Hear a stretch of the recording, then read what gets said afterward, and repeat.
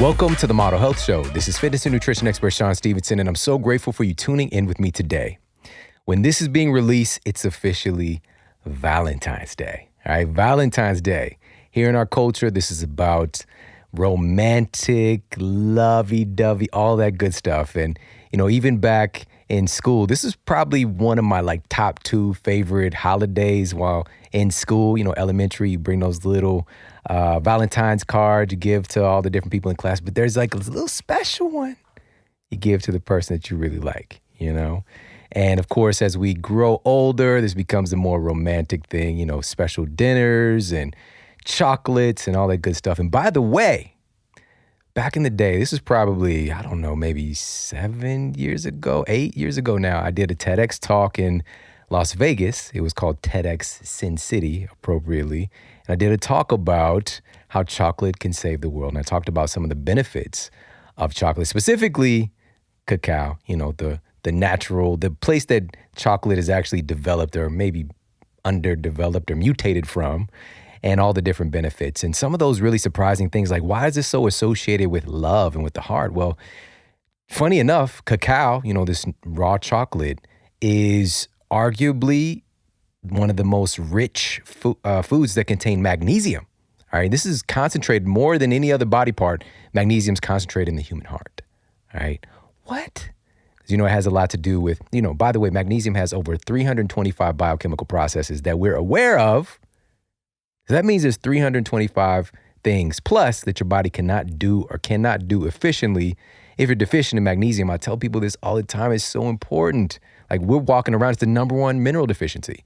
At least 80% of the population is chronically deficient in magnesium. So we're walking around with bodies and minds that are not fully functioning because of this one deficiency, right? So this is why this has this resonance with the human heart. That's just one of the reasons. It has these cardiovascular benefits, clinically proven cardiovascular benefits. It also has these interesting compounds that are neurotransmitter and neurotransmitter precursors, like serotonin, also phenethylamines, all right, or abbreviated as PEA. And this is associated with this kind of in love feeling, this kind of euphoric feeling. When we're in love, we have more of this in our system, all right? So I like to give the association this kind of wake-up moment of love and how we really experience it. We think that love is outside of ourselves. I love you. You make me feel this way. But in reality, nobody's sprinkling magical love dust on you. And if they had that stuff, that's some serious, they're getting paid. There's some serious illegal stuff, all right? But you're really producing this within yourself. It's your response to your environment. It's your response to the person. And we produce these things within our own bodies. Chocolate gives us some of those neurotransmitters, right? It gives us some of those hormonal compounds. This is why it's so fascinating in our culture. Because I had the question, how did this happen? I love you, here's chocolate, right? It actually has a strange root. So I thought that was really interesting. And by the way, I'll put in the show notes way back in the day. But it's a pretty cool talk. And, we could just talk more about this. There's MAO inhibitors, so many cool things. But definitely it has a root in this association. And so what I wanted to do today was to take us outside of that paradigm of this external love and look at something else, and something that is equally, if not more important, as you'll understand today, in your success in life, in your health, which is self-love. All right. And so this topic is incredibly important, and it's very rich in content today. And so we're going to dive in and truly unpack this concept, how this can show up in some kind of really interesting clinical ways, and most importantly, how we can actually develop this so that we can be on top of our game, so that we're taking the best care of ourselves with our physical health, with our relationships. It influences so much. And I promise you, it's going to be an absolute game changer for you. Now, but on that romantic note, though, before we get to that, I got to talk about my sheets. All right. I sleep on Attitude sheets. All right. Everything that I do has a purpose. And Attitude is antimicrobial, self-deodorizing. It inhibits bacterial growth to help you to create a healthy sleeping environment. It's free from harmful chemicals, irritants, allergens. It's hypoallergenic.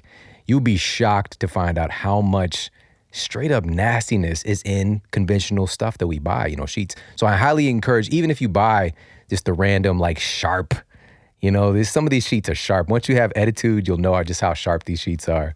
But at least don't just go and put them on your bed. Wash them first. All right. Wash them first. But you don't have to worry about that stuff with Attitude. Now, here's another big reason why I love it. It's breathable, moisture wicking, so it wicks away sweat and leaves your skin feeling cool and natural. So it's thermal regulating. This is a big word, and this is something I talked about in my book, Sleep Smarter. It's thermal regulating. These bamboo lyocell sheets can be used all year round because they help to keep you cool in the summer and warm in the winter. All right, they're thermal regulating. Now, this is made of the finest organic bamboo lyocell. This is 300 thread count, which is as fine as 1,000 thread count Egyptian cotton. But this is good for you and also good for the environment because it's only consuming 1/3 of the amount of water. There's so much water and resources used for cotton.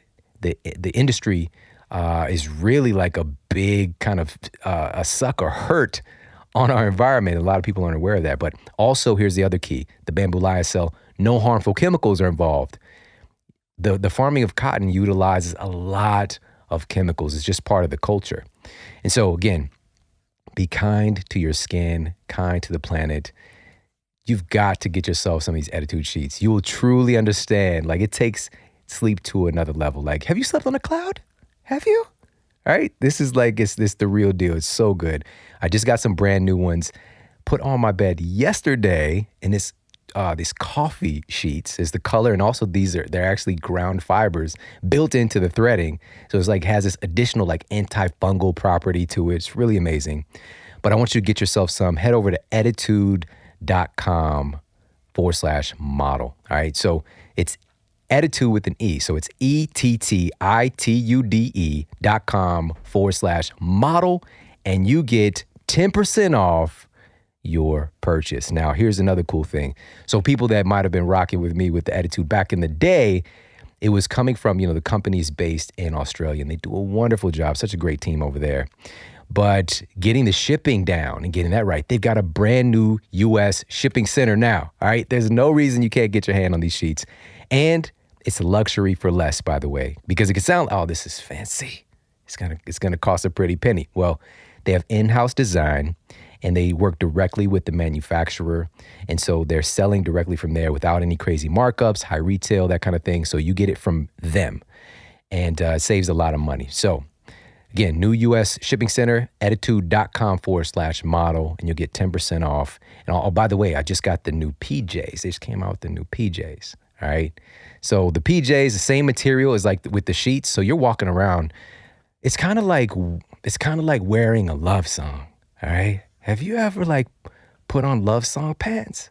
It's just, I can't explain it to you, but try it out and you understand what I'm saying. All right. Again, attitude.com/model. And also keep in mind, you get a trial as well with Attitude sheets. So you can actually sleep on it, dream on it, think about it. And there's a time period you can actually return it if you don't love them, but that's nuts. You will absolutely love them. All right. So again, check them out. Attitude.com/model, 10% off. And now let's get to our iTunes review of the week.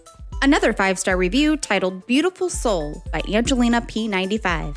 Shawn, thank you. You are doing amazing work providing such crucial information about health on every level, mental, emotional, physical, to everyone. You've inspired me to change my life around and focus on improving my health. I'm eternally grateful for you and all the knowledge you bestow upon us. I love listening to every episode more than once and taking my own notes so I can soak up as much information as possible. Words cannot express my gratitude.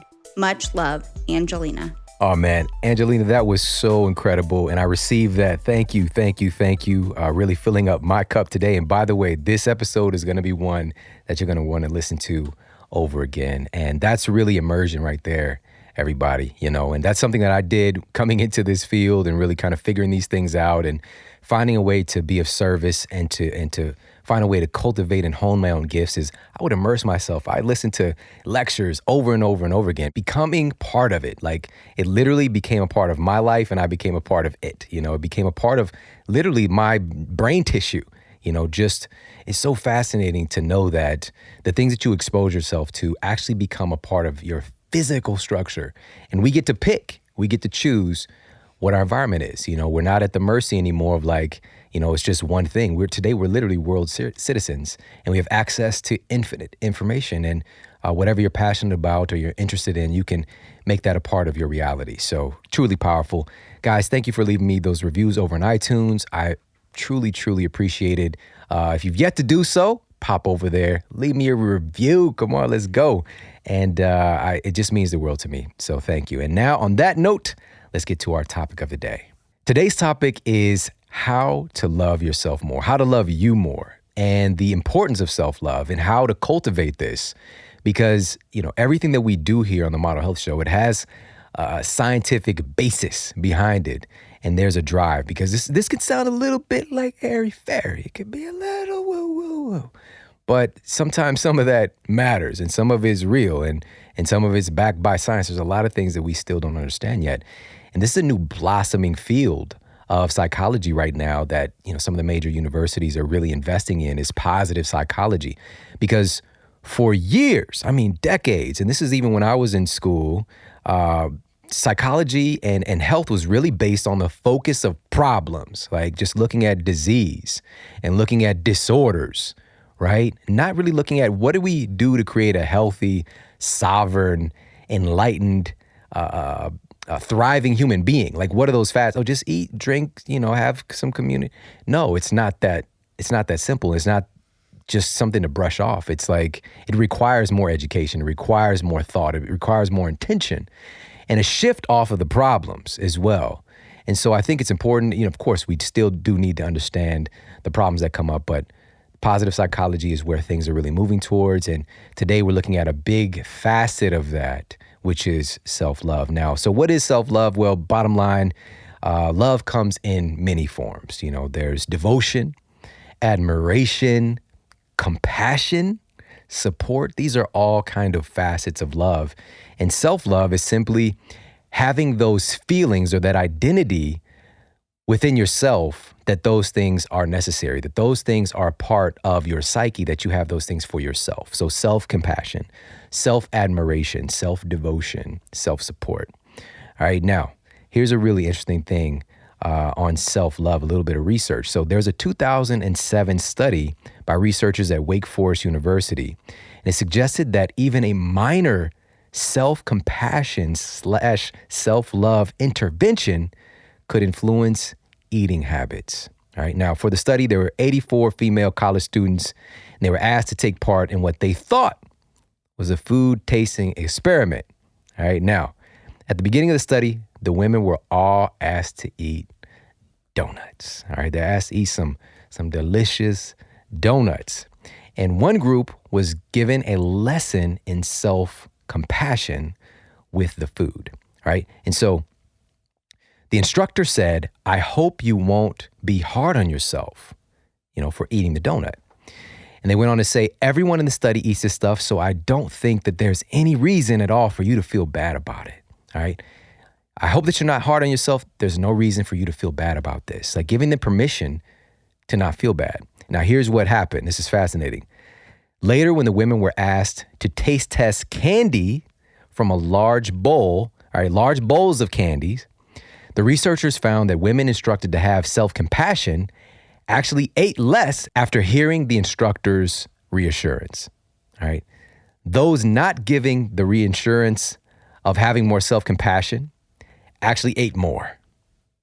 All right. So let's look into this. Like, what does this actually mean? So having this activity that we would deem to be bad behavior is like eating a donut, right? Especially if you're vying, and they mentioned many of the women in the study were vying to try to get healthier, to lose weight, and you eat a donut, it's like going to be built in oftentimes with a lot of shame, remorse, guilt, and these associated terrible, terrible feelings that really shouldn't become packaged into those things, into that behavior. It's just not it's not conducive to any type of benefit for us at all, really.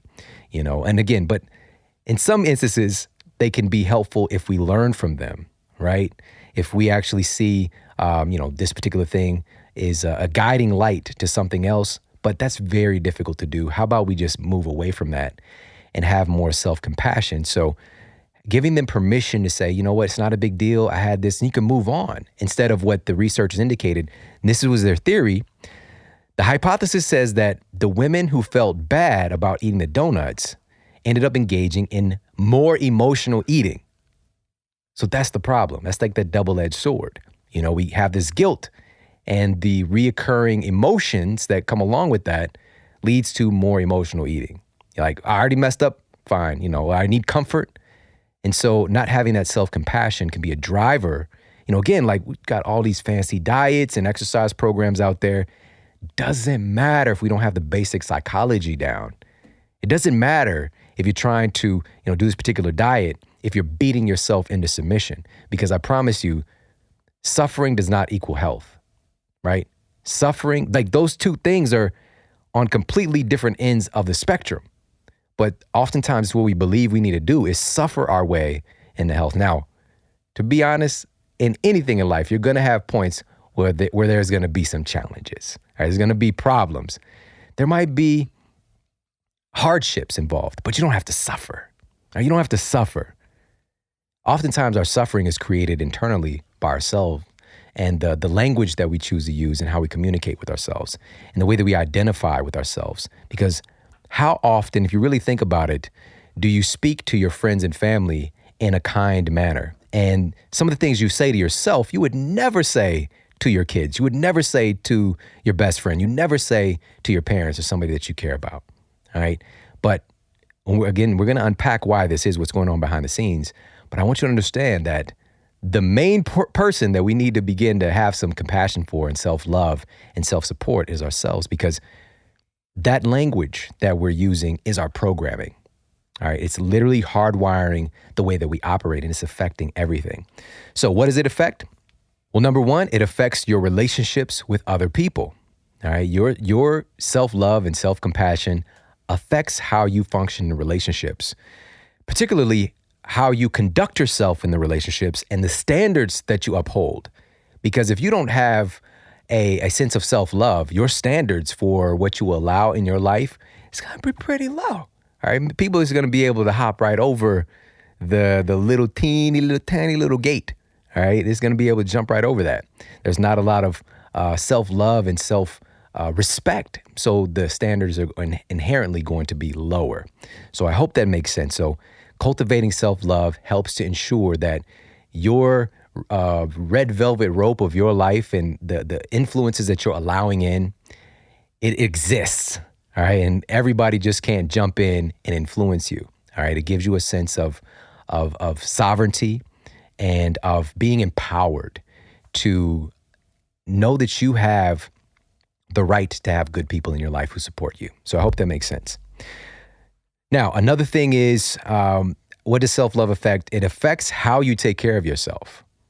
And this one might be a little bit more easy to understand, because there's a certain amount of self-love that results in an attitude of, there are just certain things that I do, right? Because I love myself, there are certain things that I engage in. Because I care about myself, I care about my mind, I care about my body. And also there are certain things that I don't do because I love myself. We subject ourselves to things sometimes that we wouldn't subject other people to, right? The kind of anguish and the things that we might put into our bodies, the foods that we eat. If you think about it, like you wouldn't give this to, an infant, in some cases, right? Oh, they're too young for a Hot Pocket. All right, let's wait a couple of years. All right, but you just ate the Hot Pocket. All right. So these are things to think about. Again, your self-love affects how you take care of yourself. Also, your self-love affects your work. It affects your work for sure, and how you show up and how you perform. All right. This should be pretty obvious. Also, your self-love or level of self-love affects the choices that you make. Now, big choices in like what you do for a living. Your self-love, the love that you have for yourself, the self-support, self-compassion, determines the work that you do and what you decide to do, like a big choice, what you are capable, because you have this love for yourself and admiration for yourself, of doing as far as your work. And then even small things like what you choose for a snack, all right? It affects your decisions every day, all day. And finally, one other thing that I'll share here, and there's many other things, is that your level of self-love affects how you deal with the challenges in your life, all right? This is a whole different operating system when you have cultivated a healthy sense of self-love versus not having that, and how you show up and deal with challenges, all right? And again, we're going to dive in and break this down even more today. Now, already you can sense there's like a basis of like, this is something important. Like, I should have this. It sounds obvious, but yet and still, many of the people listening right now have a big issue with this. And I know for certain that I did as well. And where did this whole thing come from? Where does our neglect of self-love come from? You know, I want to really break down and look into some of those pieces, because oftentimes awareness, just the awareness of it, starts to heal it. The awareness of it starts to bring it to the forefront of your consciousness so that you can actually address it. And I want to go back, because usually a lot of stuff happens during childhood, but kids are generally very self-aware and care about themselves a lot. Like, there's a lot of self-compassion and self-love that kids naturally have, right? Because for kids, their happiness matters a lot to them, right? They just want to be happy, right? They just want to do, and you'll notice this when kids are able to do the things that they enjoy doing, like they are blissed out and they cannot stand doing things that they don't want to do, you know? But, you know, of course, it's like there's some balance with that for sure. So it's not just about like, oh, everybody gets to do what they want to do all the time, all right? The parents are there as guards and guardians to help to provide a way, right? So I'm not saying that, you know, this is like some kind of like kids just go and do whatever they want. That's how the solution to this. That's not what I mean. It's just admiring and looking into that and just seeing this innocent, curious, blissful nature that we tend to have, and this self-love and the things that we enjoy, and how kids are like in it. They are so present in that moment and embracing life, you know, and they care, like they really care about being happy. So where does this change? Well, I believe that our neglect of self-love happens, you know, the seeds are planted during childhood. And one of the big ones is due to comparison. All right. Our self-love begins to diminish due to comparison, comparing ourselves to other people. And this is a semi-natural human trait, but it's magnified today more than ever because of the advent of, you know, social media, the internet. You can see how everybody's living large every minute, right? And you start comparing yourself and looking at how much you suck, how much you don't have this, you don't have that, you don't have this feature, you don't have that.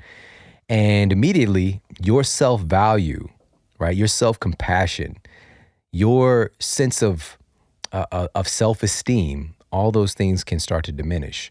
And there is an epidemic happening right now specifically with our children battling every day their ability to care about themselves or to value themselves because they see other people, you know, in their, you know, on the internet and even at their schools and this kind of thing. And, you know, everybody's posting their highlight reel that their life isn't measuring up, that they're not smart enough, they're not pretty enough, whatever the case might be. And we need to do something about that.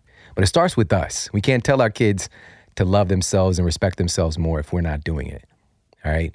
So our use of technology and social is just going to grow. It's not going to go anywhere anytime soon.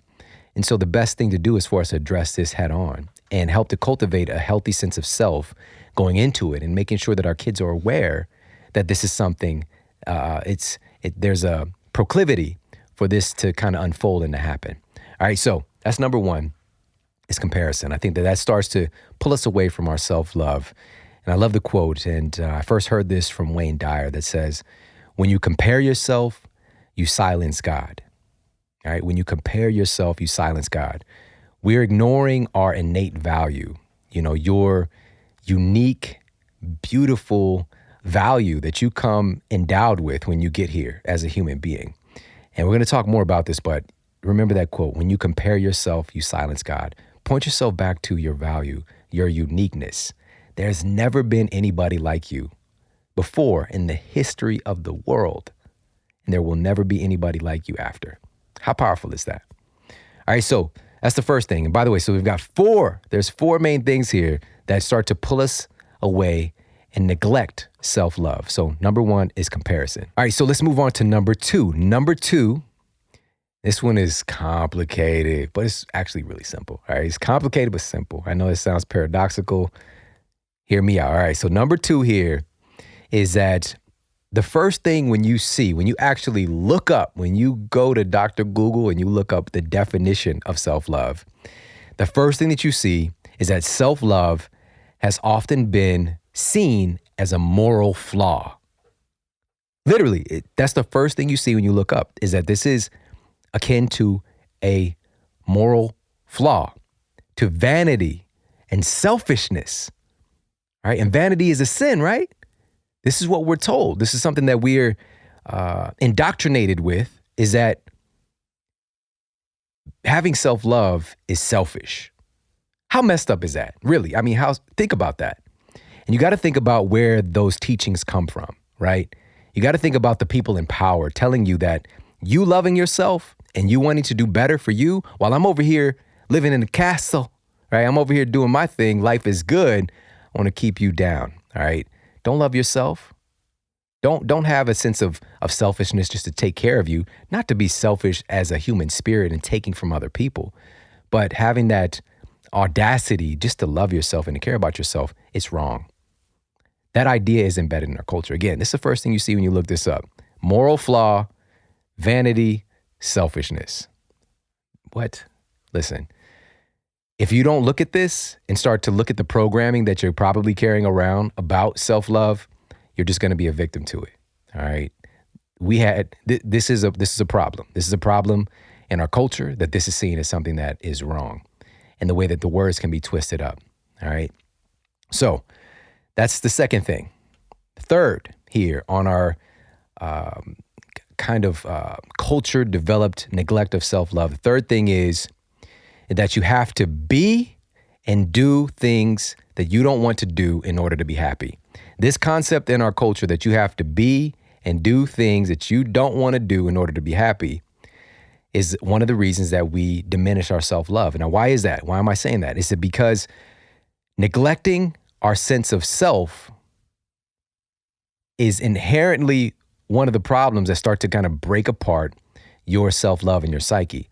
Neglecting our sense of self, that this is what makes me happy, but then like society or, parents, that kind of thing is telling you, no, you can't do that. You have to do this. That suppresses your self-love, because you know what feels good. You know what feels right for you. You know what's the thing that lights you up, that brings you joy. We lost track of it somewhere. All right. I promise you it's there. But when you neglect that, you suppress your self-love. And it starts to even becomes a sense of even distaste sometimes for ourselves. All right. So again, the idea that you have to do and be things that you don't want in order to be happy, in order to be successful. That's a big issue. And then finally, we got number 4. Now, you might have heard the statement that you can't truly love someone else if you don't love yourself. All right. You can't truly love someone else if you don't love yourself first. All right. But that's not true. It's not true at all.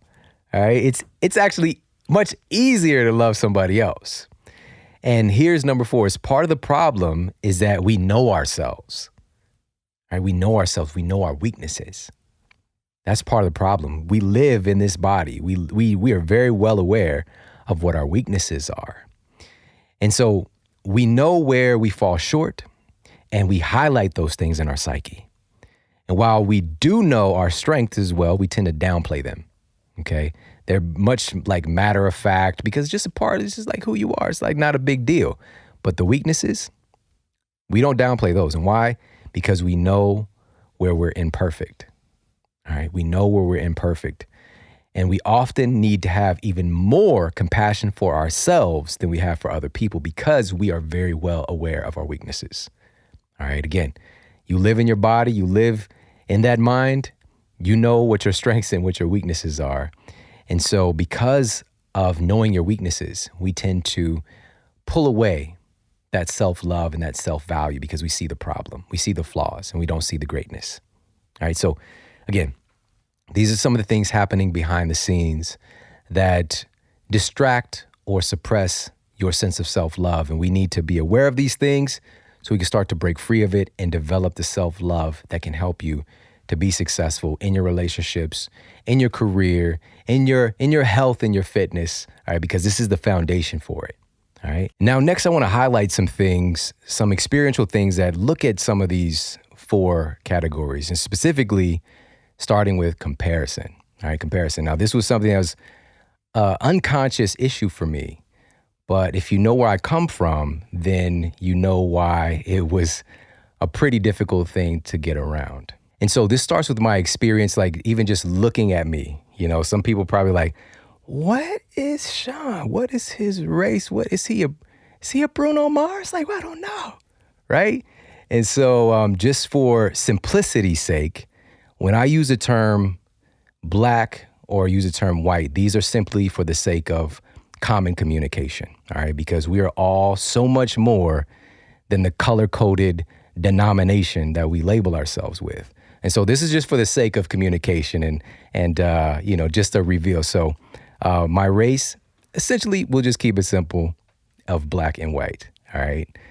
And having that experience of being a, quote, mixed kid growing up was really different, you know? So this is like the early 80s when some of this stuff is like taking place that I'm describing here today. And having this issue of being different, like literally I'm the only mixed kid at the schools, oftentimes was very challenging for me, you know? So my earliest memories was, you know, I lived with my grandma in a very nice neighborhood, suburban kind of atmosphere. And the school was predominantly white. We'll say 95% white, maybe even 99% white. I don't remember any black kids being at the school. Well, actually, I'm sorry. No, I remember one. I remember one. And having that experience, I didn't know that I was different until the environment let me know that I was different. And having terrible things said to me, you know, and being called those typical names that you would hear as a little kid is very confusing, you know? And so I just wanted to be like the other kids. And I remember this one instance walking home from school.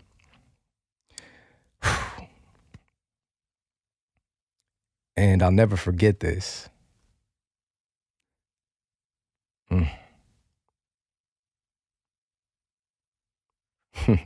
It's so funny. I had no idea that this would be an emotional connection, but I was walking home from school and these kids were like, you know, calling me names. And we got in front of my house. My grandfather's in the backyard. And these kids just started, you know, these are some white kids. And they said that, you know, he's cussing. Like they're just like, cause they were calling me the N-word. They were saying bad words to me. And they said that I was cussing. And my grandfather, and this is the white side of my family, all right? And he believed them. He believed that I was cussing. And he had me to go and get a switch off the tree. And, you know, he whooped me. And, you know, that kind of stuck with me for a while, you know?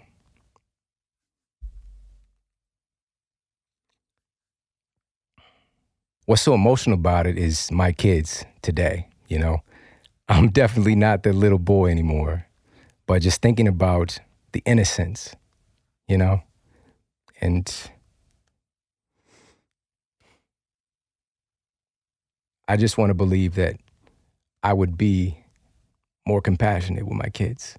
So, all right, so I just need to take a second, get myself together. And again, had no idea, but that environment, there was so much love and admiration and attention and positivity.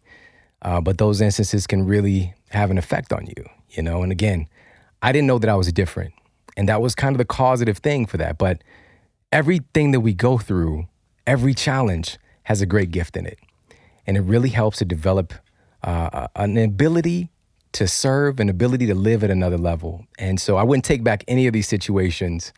It's kind of messed up, but it's, you know, it's okay. And so here's what's so interesting.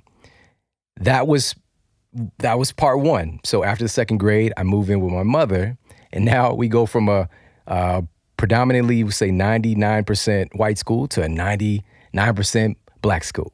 All right. Total culture shock for me. And again, I didn't really know that I was different. I still didn't really get it.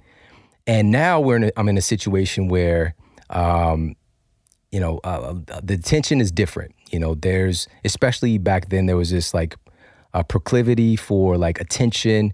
I was a light-skinned boy, right? And so a lot of girls liked me.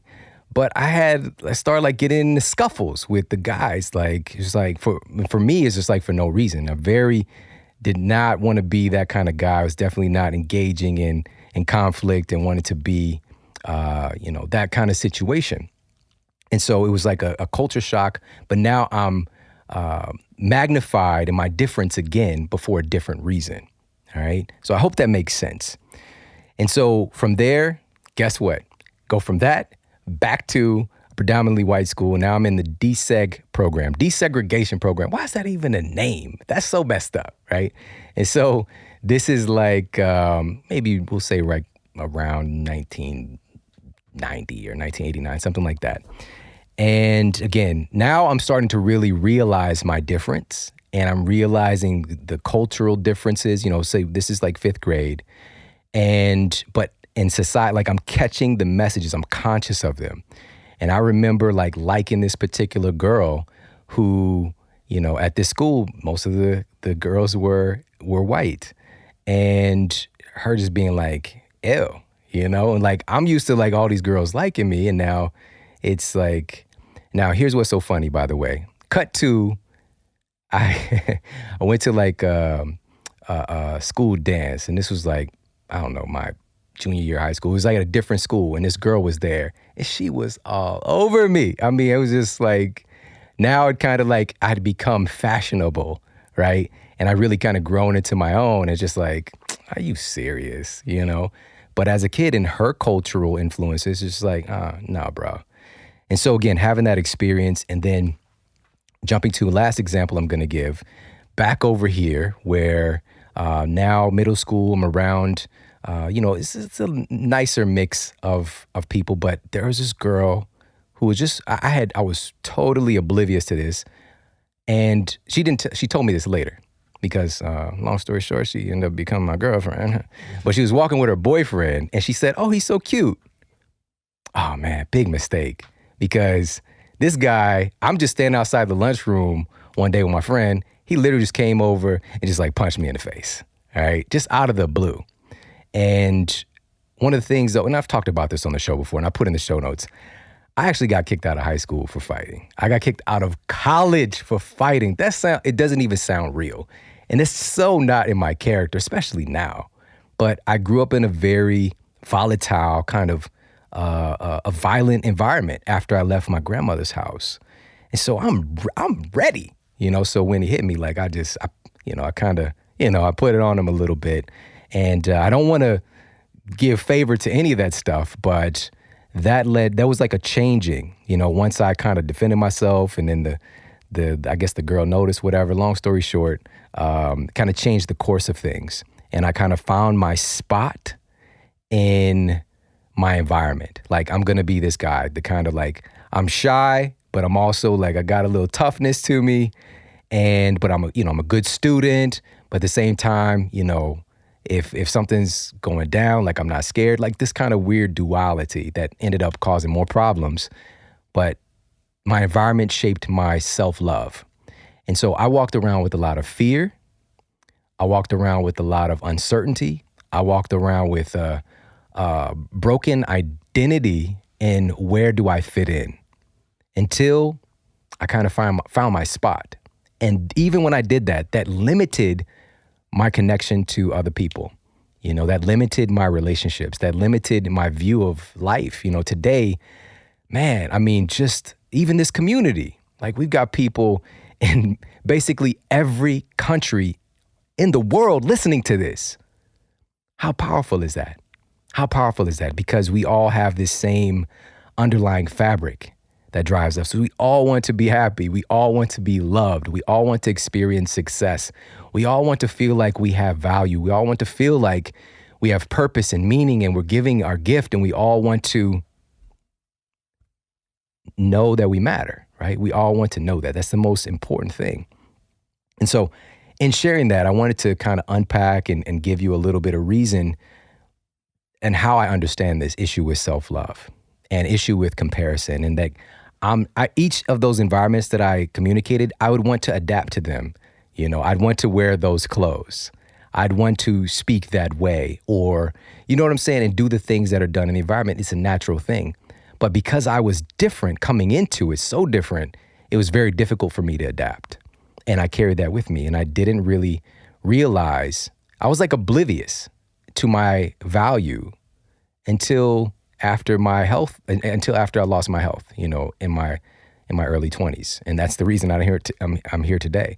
It wasn't just changes physically as far as like nutrition and sleep and exercise, but it was also a change mentally. And beginning to love myself and value myself and to know that I'm capable and to know that I matter, right?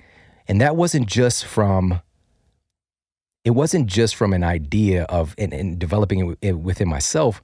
My value was also in the fact of like, I didn't care what the other person was. Like taking and learning a lesson from the stuff that I went through, I didn't care if the person was white. I didn't care if they were black. I didn't care if they were Indian. I didn't care if they were from Nigeria. I didn't care if they were from Lithuania, Bosnia, wherever. They were my friend, and I'm just there to help. I'm there to help you to get healthier. I'm your coach, but I'm also your friend, and I've got your back, right? That started, like, it took, because I know what it feels like to be different. Working at a university for many years, having students from all over the world to come there, I had this great practice field, right? I had this great opportunity to engage and to understand, like, people feel different. Like, let me help them to feel more comfortable. Let me help them to feel stronger in their body, right? And that can translate over into them feeling stronger mentally. So I hope that makes sense. Now, part of the reason that I do what I do, you know, and I see this, and I hope I can communicate this. There's a video going around with this little girl on Instagram, and she was being bullied at school because she was dark, right? He said, why do you have that kind of skin color? Everybody else doesn't. Why are you the only person which has it? And what did you say? I said, well, I'm the only one which has it, and if you're talking about it, it's bad. Did that hurt your feelings? Yeah. And what else did people say about your skin? They were saying, like, why do you have it? How do you have it? Why do you? Why do you have that skin tone? Why do you have that color skin? Why are you that dark? Why are you that color? You know you're beautiful, right?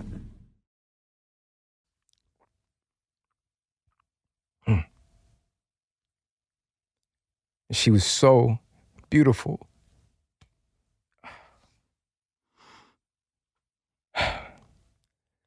That's what drives me. It's not just to help people lose weight.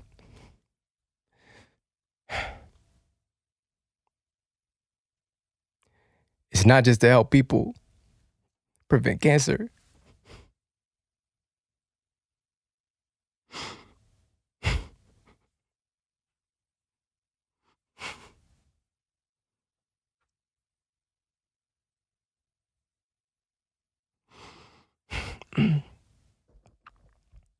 My mission is to help us love each other more while we're here.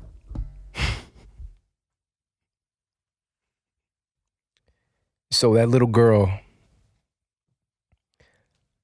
that's what drives me, you know, seeing that video and just knowing that that's a part of our culture. And she's the same age just about of my son, you know, and I just want all of us, especially as children, to know that we matter, to know that we're beautiful, to know that we are unique, to know that we're gifted. That's what drives me. It's not just about helping people lose weight. It's not just about helping people to prevent cancer and diabetes and heart disease and all these amazing things. And I've had such a great blessing and fortune to help people to do that stuff. I have people coming into my clinic, 400 blood sugar, on metformin and insulin and all this stuff, and helping them to normalize their blood sugar without medication, helping them to be free. But that's not what drives me, all right? It's not just what drives me. It's also, again, about helping us to love each other and to value each other more while we're here. Now, I got all the cry face on, but I want to talk about something else here. And part of self-love is identifying two things: your innate value and your explicit value. All right. It's about identifying these two things: your innate value and your explicit value. Now, your innate value is your value as a human spirit. All right. This is what you're endowed with by you being alive here in this human experience. It's like a 1 in 4 trillion chance in like you being here at this time with your particular genetic makeup and all this stuff. It's crazy. Like, you're already winning. All right. 1 in like 4 trillion chance. And with that said, understanding your innate value, that you matter because you are here. That's it. You matter because you're here. That's one of the most important things to really get. And one of the things for us to push into culture and to help each other to understand and to embrace. And something that so many people today are missing out on. There are people that are subject to abuse, that are subject to there's an important word that's coming up, just being ignored or being brushed aside. They don't know that they matter. All right, so what can we do to make a change in that? All right, so that's number one. These two parts of self-love. Number one is identifying your innate value. If you get that you matter, that you're valuable just because you are, it's a game changer. But here's another one, is this innate value and your explicit value. All right, your explicit value, these are the things that you're competent at or that you're exceptional at. So these explicit value components could be, drawing or singing, writing, teaching, crunching numbers, programming computers, coaching kids, being a good friend, being a good brother or sister, being a good mom or dad. How explicit and valuable is that, being a good mom or dad, right? So these are explicit things, these things that you can be competent or exceptional at, that you need to start to recognize, because that's part of the problem is the things that we're good at, we don't really value ourselves for. Like, how often as a parent, for the parents listening, do you acknowledge how much value you bring to the table as a parent? We're taught that you're supposed to do these things. You're not. You could have threw the deuces a long time ago, right? You could have checked out a long time ago. You didn't have to do any of this. You did it because you're special. You did it, and it's not about being perfect, because we immediately think about the messed up stuff, like how we might be messing our kids up. You're there and you're trying, right? And there's a lot of things I promise that you do right. If you could start to acknowledge that, it really starts to cultivate and build up and repair this self-love, all right? So even out of the sphere of parenthood, but we take that into the sphere of any of these other things, like we take it for granted that we might have this particular skill or acclamation to doing a thing or gift, right? So again, we have to look at those two things, your innate value and your explicit value.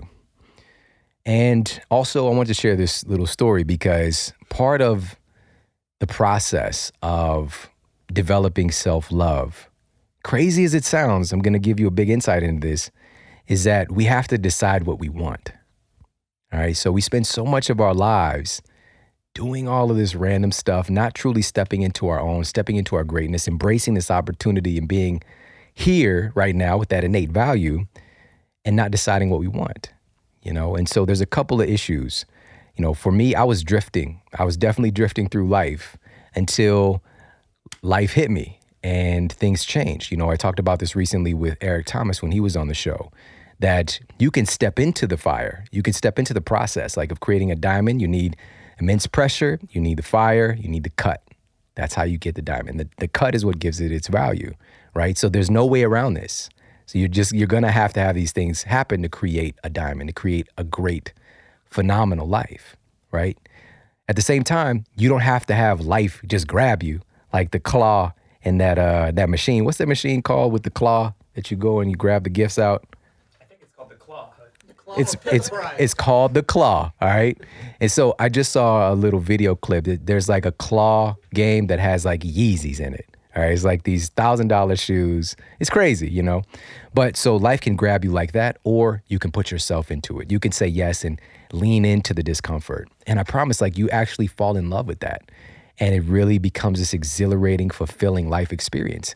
But if you sit around and coast and don't decide what you want, that's when, you know, the random stuff happen and these seeming like problems come up as well that are trying to get you to really step into your own. So recently, and by the way, let me take a step back. My universe was so small, right? My universe was so small. Coming from the conditions that I was in, you know, again, a very small world, still trying to figure it out, just basic stuff of like, where do I fit in these two cultures?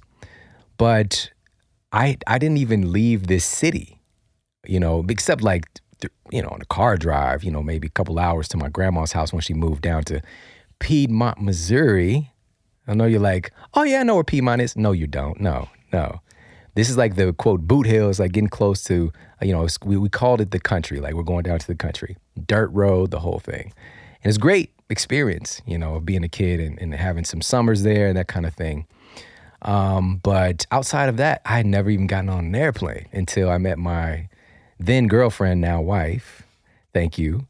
And, you know, I was 25 years old the first time I got into an airplane. Like I just didn't even, it didn't occur to me. Like I didn't really even want to go anywhere. Like I didn't have a drive. I didn't decide or determine that was something that I do, right? My universe was very small, like I said. And so what changed and how I'm making such an impact today, and literally, and this is crazy to even say this, and I want you to get this with me as I say it, because I don't really get it still. I've impacted the lives of millions of people.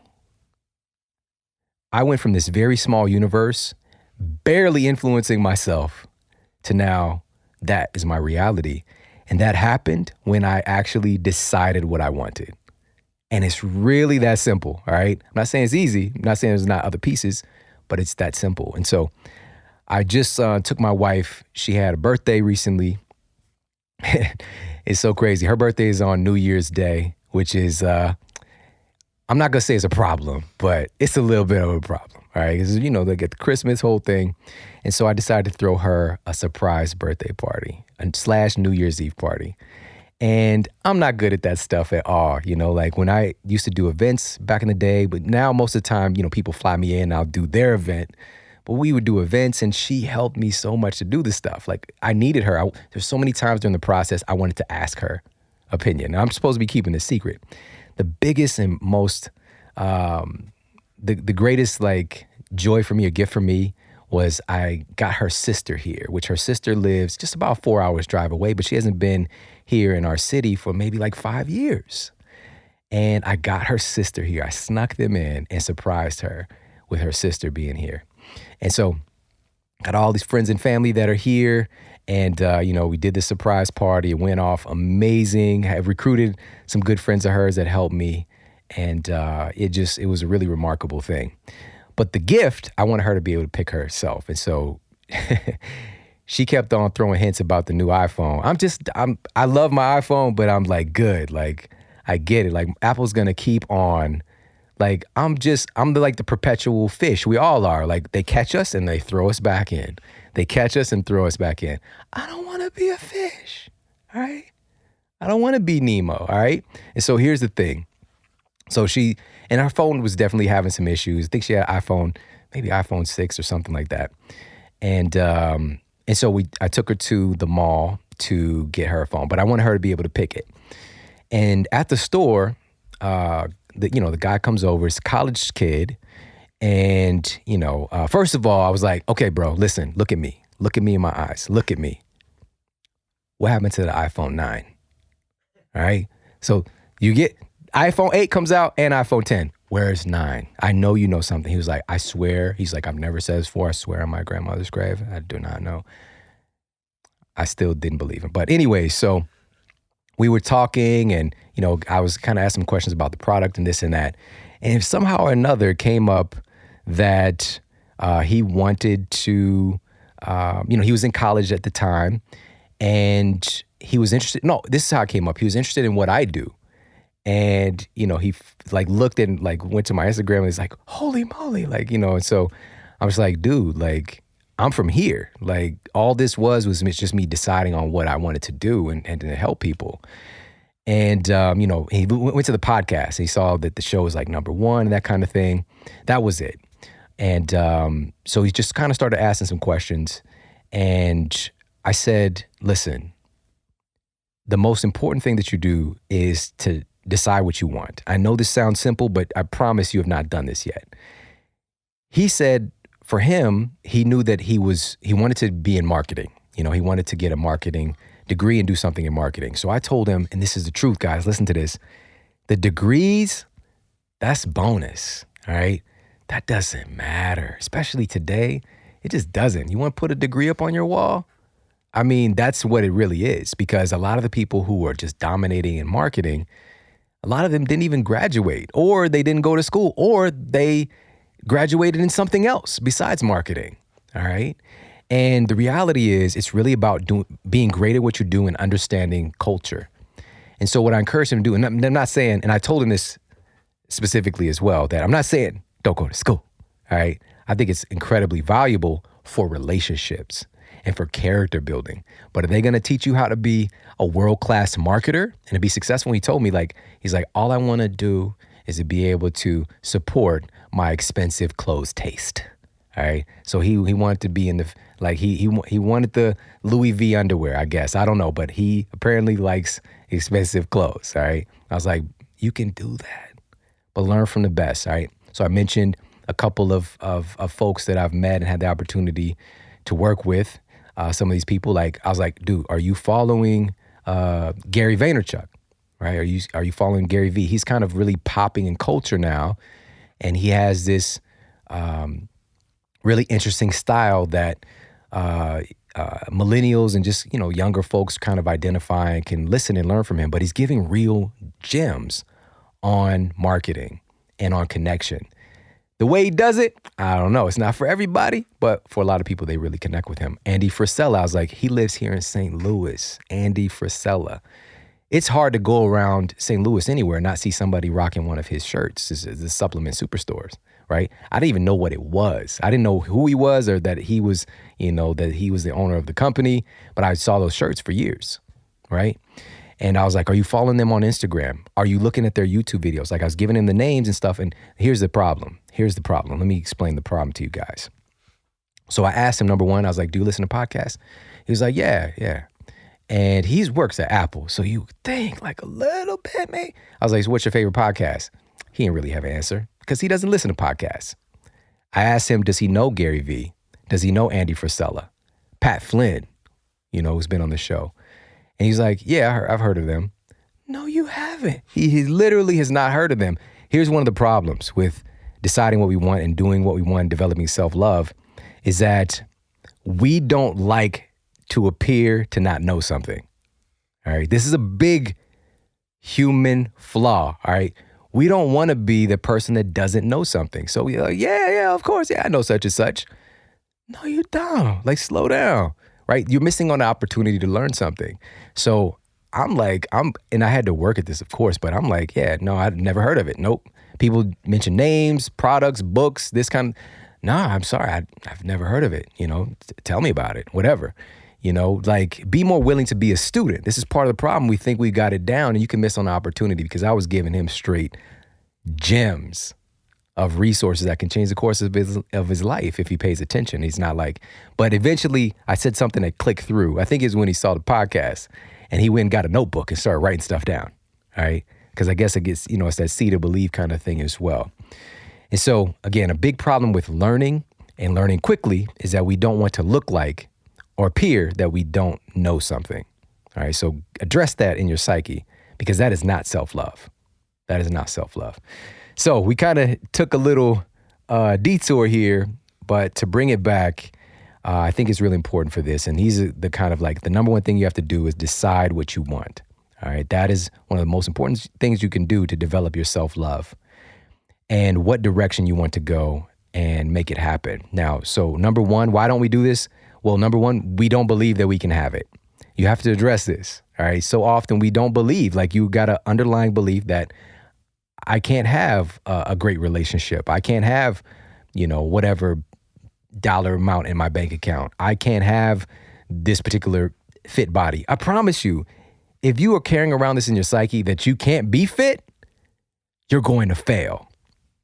It doesn't matter if you get the best workout program, coaching, nutrition, all this stuff, you're going to fail because you don't believe you can do it. You're going to self-sabotage. You're going to find a way to make yourself right.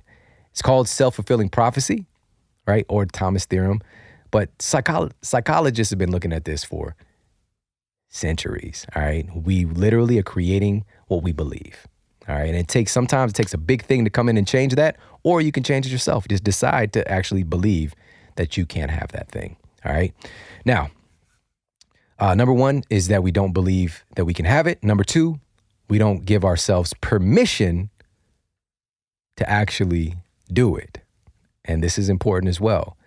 The self-love, cultivating self-love, you start to develop the sense of of a right or giving yourself permission to actually do or have the thing that you want. And so looking at this concept of giving yourself permission, it might sound really simple, but please don't look past this. All right. So often, again, we're indoctrinated with these ideas that, you can't do this, you can't be this, this is something that you can't attain. You actually have to give yourself permission to actually want what you really want. I know this is crazy because it starts with the belief and allowing yourself to actually want it, giving yourself permission. Like if you want to have a certain relationship or you want to have a certain car or you want to have a certain whatever, you have to give yourself permission to want what you really want. So often we'll suppress, we'll allow ourselves to believe that we can have average, if that, right? We'll allow ourselves to believe that, I can get this, but that is out of my reach. And as soon as you believe that, it's off limits to you, all right? But you have to start to give yourself permission to actually want what you really want, all right? You have the right to it.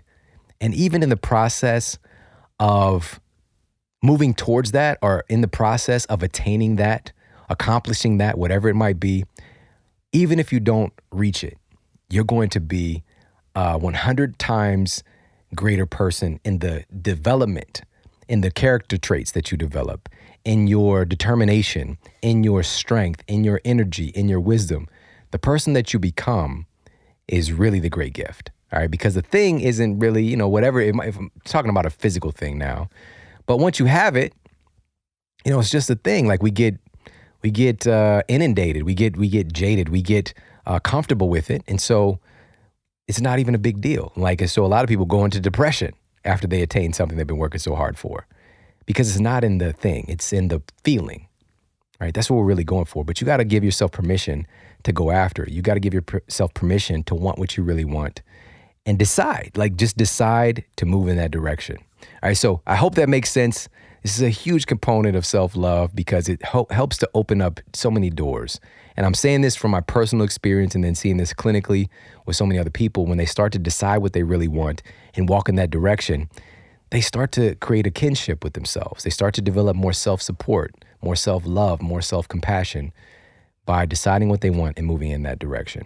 And now another thing, obviously, with self-love and self-care is your nutrition, all right? And also specifically, a lot of this is taking place in our mind, right? A lot of this is taking place in that real estate in our brain specifically.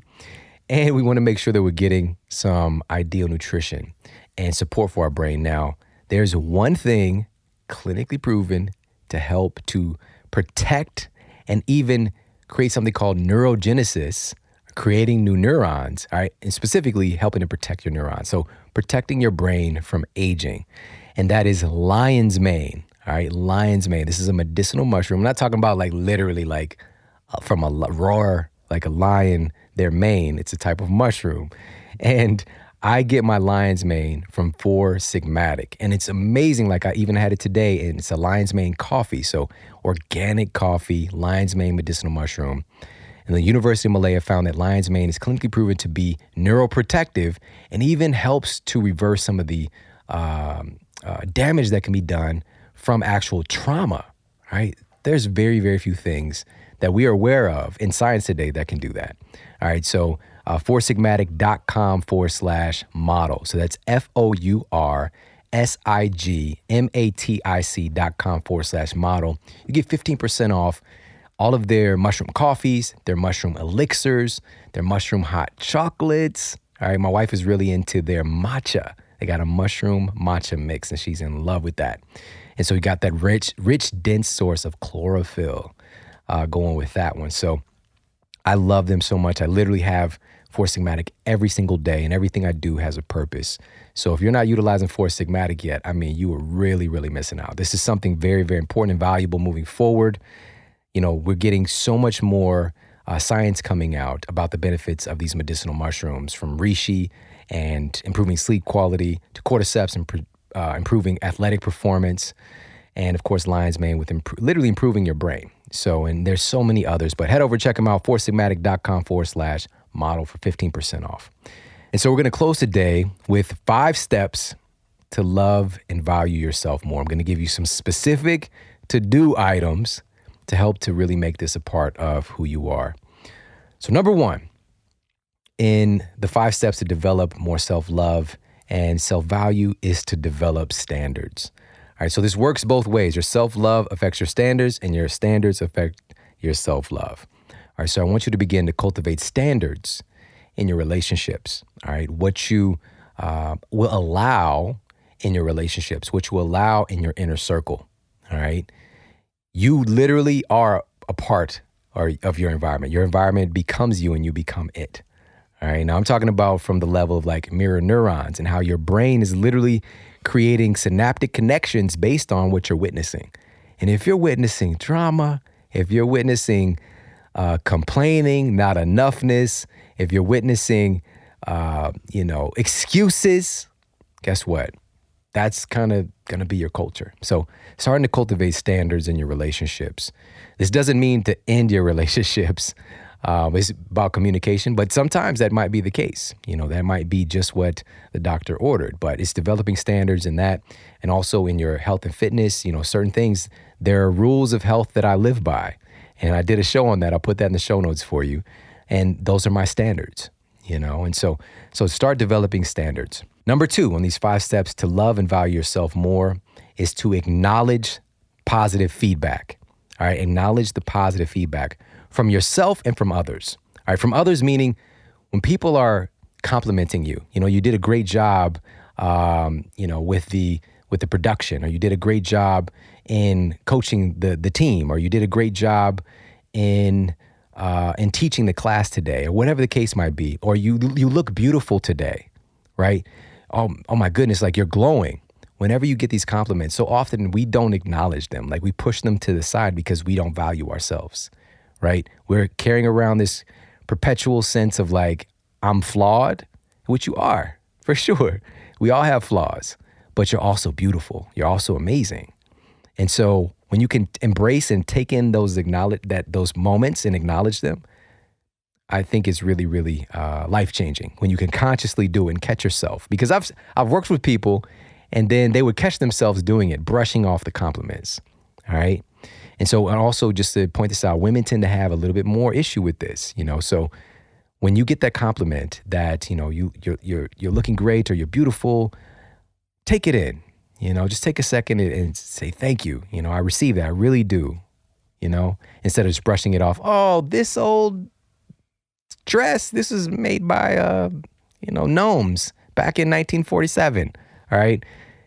Take the compliment in. Don't brush it off like, oh, it's not a big deal. It is a big deal. You're a big deal. So I hope that makes sense. All right. Now from yourself, also acknowledge the positive feedback from yourself.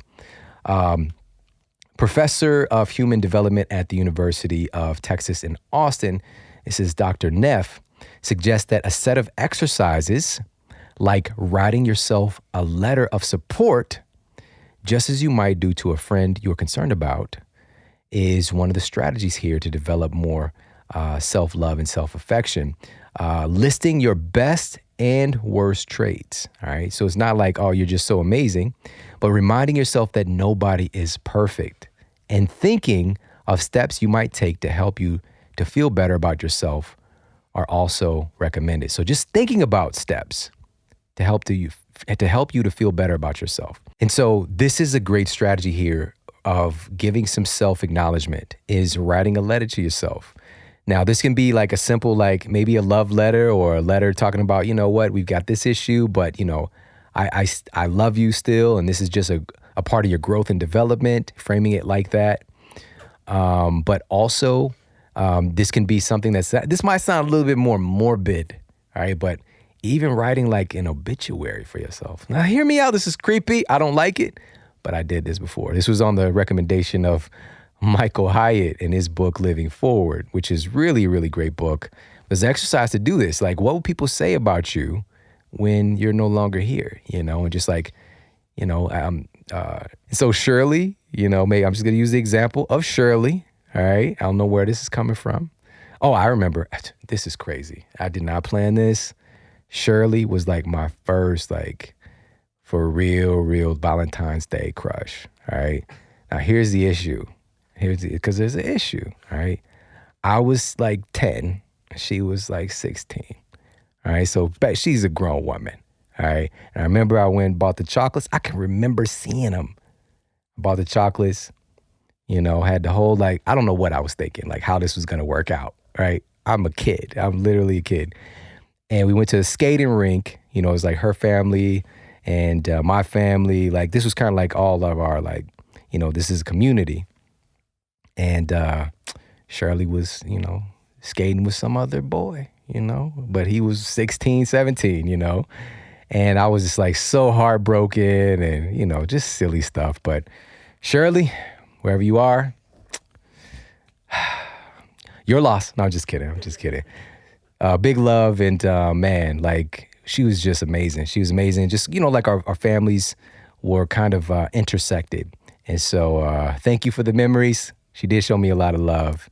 And that's why, you know, I had this crush on her, because like she made me feel important. She made me feel like I mattered, you know, and that's what can happen, you know, and, you know, making a kid feel like they matter. So now, with that said, Shirley, actually, let's use a different name. All right. Mary, we'll use Mary. And Mary was a great spirit. Mary was very giving and loving, and she was always there for her friends. Mary did an exceptional job in the pet shop that she worked at. You know, she always made sure that the kittens felt at home while they were there, whatever. All right. Now, so I'm getting into a whole story. All right. But bottom line is, like, writing what people would say about you when you're no longer here. So this is another little exercise that you could do, but I highly encourage the strategy of writing yourself a love letter. All right. This can be one of those things that helps to flesh out and get your things that are in the background of your mind out to the front and how valuable you are. All right. Number 3, in these 5 steps to self-love and to value yourself more, is to practice self-care. All right. Practices. Let me put an S on it. Practices of self-care. And please hear this. This is a practice. This isn't like something that is just automatic. You do it one time or a couple times, you got it. It's a practice of self-care. So it goes both ways. Your self-love affects your self-care, and your self-care affects your self-love. So have practices of self-care. Maybe these are, you know, implementing strategies of having daily exercise, or, you know, a daily walk, or, you know, making sure that you're drinking water when you wake up each day, or making sure that, you know, at least once a week you are doing like a magnesium soak, right? Taking a nice hot bath and relaxing, or practice of meditation. But it's having these practices of self-care start to influence your mind and your psyche to let you know that you love yourself.